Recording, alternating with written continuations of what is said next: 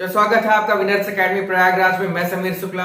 आज हम लोग बात करेंगे वोकैबुलरी जो प्रोज टेक्स्ट बुक्स पर डिपेंड है, और आज हम लोग सेकंड लेसन बात करेंगे यानी अ फेलो ट्रैवलर की।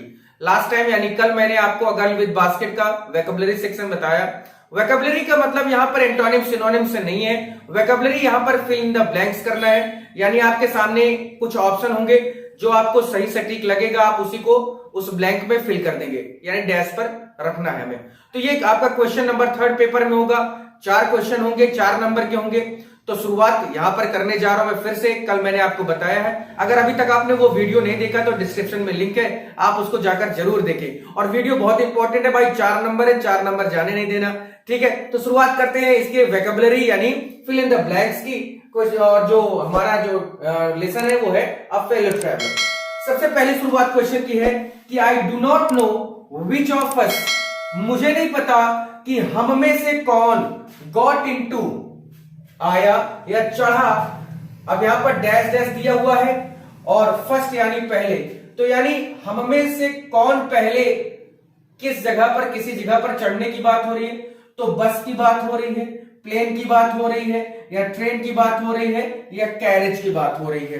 तो आप बता सकते हैं यहां पर कि हम में से पहले कौन चढ़ा, यानी एक मच्छर था मॉस्किटो और एजी गार्डनर दोनों ही यात्रा कर रहे थे, है ना। आपने ये स्टोरी पढ़ी होगी, नहीं पढ़ा तो आप उसका वीडियो डिस्क्रिप्शन में लिंक दिया है, आप उसको जाकर इस लेसन की हिंदी जाने, इसका सारा कुछ करवाया है, एक्सप्लेनेशन करवाया, इसका शॉर्ट आंसर कराया। तो भाई देखो, बस में तो वो चढ़े नहीं थे, प्लेन में भी नहीं चढ़े थे, ट्रेन में जरूर चढ़े थे लेकिन ट्रेन में नहीं चढ़े, ट्रेन के डिब्बे में चढ़े। यही हमको फंसाएगा इसी तरह से कि ट्रेन भी है और ट्रेन का डिब्बा है। तो भैया ये बताओ, ट्रेन में चढ़े कि ट्रेन के डिब्बे में चढ़े। तो ऑब्वियस सी बात है, ट्रेन के डिब्बे में चढ़े। तो यहां पर आपको भरना क्या है, कैरेज। और अगर आप इतना कर देते हैं तो आपको एक नंबर तुरंत आसानी से मिल जाएगा। तो भाई हम लोग शॉर्ट आंसर, लॉन्ग आंसर और एक्सप्लेनेशन तमाम तरह की चीजों में बिजी रहते हैं। ऐसे लिखने में बिजी होते हैं, हिंदी टू इंग्लिश ट्रांसलेट करने में बिजी होते हैं। लेकिन ये भी बहुत इंपॉर्टेंट है भाई, 4 नंबर है, एक शब्द लिखना है। आपके सामने मैंने एक शब्द लिखा, 1 नंबर मिल गया। सेकंड है हमारा कि एजी गार्डनर वन इवनिंग, एजी गार्डनर एक शाम, a passenger train, passenger train, a passenger train में एक शाम एजी गार्डनर कर क्या रहे थे। तो क्लाइंब यानी चढ़ना, अलाइटेड माने भी चढ़ना ही होता है, सॉरी अलाइटेड माने उतरना होता है, बोर्डेड मतलब चढ़ना होता है, और मिस्ड मतलब छूट जाना होता है। तो ये बताओ, पेड़ पर तो चढ़ नहीं रहे कि क्लाइंब का यूज किया जाए, क्योंकि भाई पेड़ पर चढ़ने या दीवार पर चढ़ने के लिए क्लाइंब का यूज करते हैं। अलाइटेड का मतलब होता है उतरना, बोर्डेड का मतलब होता है ट्रेन में चढ़ना, और मिस्ड माने होता है छूट जाना। तो भैया एजी गार्डनर एक शाम को पैसेंजर ट्रेन में क्या कर रहे थे, तो बोर्डिंग कर रहे थे, यानी चढ़ रहे थे। तो बोर्डेड कर दीजिए आराम से। क्लियर हुई। क्लाइंब दीवार या पेड़ पर चढ़ने के लिए होता है, अलाइटेड माने उतरना होता है, और मिस्ड माने छूट जाना होता है। नेक्स्ट है हमारा you can open the window और शट इट। वहां पर जब ये ट्रेन में चढ़ते हैं तो ये पूरे डिब्बे में अकेले ऐसे आदमी होते हैं और कोई आदमी नहीं होता उस पूरे डिब्बे में, जिस डिब्बे में ये हो रहे होते हैं। तो ये तमाम तरह की फीलिंग्स बताते हैं कि अगर हम अकेले हैं तो हम क्या क्या कर सकते हैं, क्या क्या नहीं कर सकते, है ना। तो वो यहीं पर एक बात कहते हैं कि तुम यानी एक डिब्बे में अकेले हो तो ओपन द विंडो और शट इट, आसानी से खोल दो, जब मन चाहे तब खोलो, जब मन चाहे तब बंद करो, विदाउट बिना किसी प्रोटेस्ट यानी विरोध के। तो अब बिना किसी प्रोटेस्ट या विरोध के बीच में 4 वर्ड आपके सामने हैं। पहला है प्रोवोकिंग, प्रोवोक माने हो सकता है होता है उकसाना, कॉलिंग माने बुलाना, पिकिंग माने उठाना, कॉलिंग माने बुलाना, पिकिंग माने उठाना, और गेट माने पाना। तो भैया बिना किसी उकसावे के, बिना किसी विरोध के, बिना किसी प्रदर्शन के, बिना किसी रोक टोक के तुम उस विंडो को चाहो तो खोलो और चाहो तो बंद करो। तो यहां पर सबसे अच्छा जो वर्ड है, यानी जो इसका बढ़िया सा वर्ड है, वो है प्रोवोकिंग, यानी बिना किसी उकसावे के, बिना किसी विरोध के तुम उसको खोल सकते हो, बंद कर सकते हो, कोई रोकने वाला नहीं है। आई फ्लिक्ड हिम ऑफ, मैंने उस पर हाथ मारा। फ्लिक्ड माने हाथ करना, हाथ को उठाकर, क्योंकि वो मच्छर बार बार इनकी नाक पर आकर बैठ जा रहा था। तो आई फ्लिक्ड हिम अब ऑफ मैंने बोल ही दिया। फ्लिक ऑफ का मतलब ही होता है अपने कलाइयों से मारना या हाथों से मारना। तो देखिए बैक मतलब तो पीछे होता है, ऑफ मतलब परे होता है, ऑन माने पर होता है, इनटू माने भी परे या में होता है। तो फ्लिक्ड हिम, फ्लिक्ड के साथ ऑफ का प्रयोग करते बस इतना जान लो, सारी चीजें क्लियर हो जाएंगी। नेक्स्ट है कि जस्टिस डिमांड्स इट, न्याय मांगता है, एंड द कोर्ट इज, और जो अदालत है जो कोर्ट है, क्योंकि ये एक जज थे, एक वकील थे और बार बार मच्छर द्वारा परेशान किए जाने से ये बहुत परेशान हो चुके थे, दुखी हो चुके थे, बहुत गुस्से में थे। इस वजह से इन्होंने कहा कि justice demands it and the court awards it. भाई न्याय की मांग है और कोर्ट इसे क्या करता है, देता भी है कि इसको, इस मच्छर को क्या किया जाए, मृत्यु की सजा दी जाए। तो यहां पर डिक्लेयर नहीं करना है, घोषित नहीं करना, निर्णय नहीं लेना है, अवार्ड करना है। अवार्ड माने फैसला देना। तो भैया जस्टिस डिमांड कर रहा था और कोर्ट ने फैसला भी यही दे दिया, अवार्ड्स होगा यहां पर। आई स्ट्रक अ स्विफ्ट, मैंने तेजी से उसकी तरफ कुछ लेकर हाथ बढ़ाकर उसे मारने की कोशिश की। Blow with my right hand, अपने दाहिने हाथ से उसकी ओर तेजी से झपट्टा मारा, एक तरह से ये कह दे। अब तेजी से वर्ड आ रहा है तो भैया जेंटली किया, अब यहां पर कोमलता से किया या बड़ा किया या जानलेवा लेथल किया या साधारण किया। तो ऑब्वियस सी बात है भाई, इतना परेशान कर दिया था उसने, मच्छर ने एजी गार्डनर को, कि वो जान से मारने के लिए अपने दाहिने हाथ को उसकी तरफ उठाया और उसको जान से मारने के लिए उस पर झपट्टा मारा। तो लेथल माने होता है जानलेवा। अगला है कि माई पर्सनल, अब यहां पर वॉज अराउज्ड, यानी वैनिटी का मतलब देखिए घमंड, उत्सुकता, क्यूरियोसिटी, मॉडेस्टी, नम्रता। ठीक है, अब यहां पर मेरा जो अंदर का जो घमंड था वो क्या हो चुका था, वो जाग चुका था, या मेरे अंदर की जो आत्मशक्ति थी, आत्म इच्छा थी, वो पूरी तरह से बाहर आ चुकी थी। तो वैनिटी का यूज यहां पर कर दो, ये क्लियर हो जाएगा। तो ये आपके 6 क्वेश्चन हुए, 7 हुए, और मैं अभी और 2 4 10 5 करवा देता हूं जिससे आपके पेपर में कोई भी छूटे ना, इसलिए हमें पूरी कोशिश करनी है, बढ़िया से ढंग से पढ़ना है इसको। चलिए हमारा 8वां नंबर है कि ही प्लेड।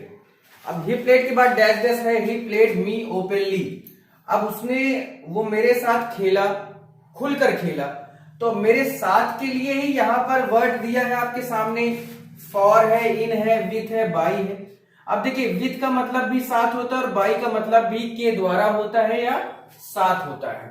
अब यहां पर हमें जो सुटेबल इसका फिल इन द ब्लैंक्स भरना है वो क्या होना चाहिए कि ही प्लेड मी, आगे यहां पर क्या होना चाहिए, विथ होना चाहिए या बाई होना चाहिए या क्या होना चाहिए। तो ऑब्वियस सी बात है विथ ही होगा यहां पर, वो मेरे साथ खेला। तो जब भी यहां पर साथ वाला सेंस आए तो अक्सर हम लोग को बताया भी जाता है, पढ़ाया भी जाता है कि विथ का ही यूज ज्यादातर कंडीशन में करते हैं। I can not kill you but I can, मैं तुम्हें मार तो नहीं सकता, क्योंकि गुस्सा तो बहुत थे, लेकिन जब वो देखने लगे कि बहुत खेल रहा है मेरे साथ, खिलाने लगे, उनको भी थोड़ा सा मजा आने लगा। नहीं तो जब उनकी नाक पर, उनकी गर्दन पर बैठ रहा था तो बहुत गुस्से में जा रहे थे, वो पेपर से खींचकर मार रहे थे, खुद उसके पीछे भाग रहे थे। लेकिन जब वो थक गया और समझ गया कि मैं इसको नहीं मार पाऊंगा, तो उन्होंने कहा, पहले तो उसको मृत्यु की सजा सुनाई, लेकिन उसके बाद उन्होंने कहा कि मैं तुम्हें मार तो नहीं सकता, but I can reprieve you, लेकिन मैं तुम्हें निलंबित कर सकता हूं। पनिश माने सजा देना होता है, पार्डन यानी माफी मांगना, इंसल्ट यानी बेइज्जती करना, और रिप्राइव माने निलंबित करना, यानी मैं तुम्हारा निलंबित करता हूं, यानी मैं तुम्हें त्यागता हूं, तुम्हें किसी तरह की कोई वो चीज नहीं दूंगा। यानी त्याग होता है निलंबित करना, क्योंकि पनिश हो नहीं सकता। मच्छर को पनिश कैसे कर लोगे, मच्छर से माफी मांगो या मच्छर की बेइज्जती करो, उसको कोई फर्क नहीं पड़ता। अगला है आई वेंट आउट, मैं बाहर आया। द कूल समर नाइट, बढ़िया ठंडी और गर्मी की रात थी, मैं बाहर आया। तो बाहर आया तो went out in the summer cool night या फॉर समर कूल नाइट या इनटू या टू। तो ये देखिए, इसमें आपको एक बात बता दूं कि जब भी प्रीपोजिशन दिया जाएगा तो हो सकता है कि आपके लिए थोड़ा सा प्रॉब्लम हो जाए, आपको हो सकता है कि प्रॉब्लम फेस करनी पड़े, लेकिन आप ऐसा परेशान ना हो। इन का मतलब होता है में, फॉर का मतलब होता है के लिए, इनटू का मतलब होता है अंदर और टू का मतलब होता है को। तो भैया आई वेंट आउट यानी मैं आया, ठीक है, क्योंकि ठंडी रात थी तो मैं इनटू का यूज होना चाहिए यहां पर, मैं अंदर अंदर आया। Went out the cool summer night, तो यहां पर आप क्या यूज करेंगे, इनटू का यूज करेंगे। थोड़ा सा दिक्कत हो सकती है जब प्रीपोजिशन, और प्रीपोजिशन को मैं भी पढ़ा चुका हूं तो ऑलरेडी उसका वीडियो डिस्क्रिप्शन में है, तो आप चाहे तो जाकर उसको देख सकते हैं। अगला है मैग्नानिमिटी, मैग्नानिमिटी एंड मर्सी।